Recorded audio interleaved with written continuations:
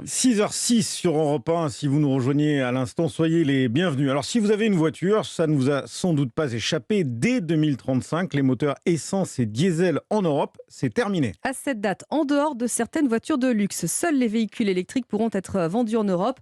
Autre option, et là c'est un projet un peu fou qu'on vous fait découvrir ce matin, une voiture à pile à combustible. Portrait de son concepteur avec Aurélien Fleureau. Fawzi Anaja a créé sa première entreprise à 22 ans dans l'informatique, mais sa passion pour l'automobile l'a rapidement rattrapé. Alors en 2017, il se lance et part d'une feuille blanche. Je me suis dit, et si on crée une marque automobile différente, avec une nouvelle vision des choses. Donc tout a commencé d'un document Word où j'avais écrit projet ultime. Et 5 ans après, voilà où est-ce qu'on en est. Et ce projet sera donc Namix, futur constructeur de voitures premium à hydrogène avec une technologie inédite.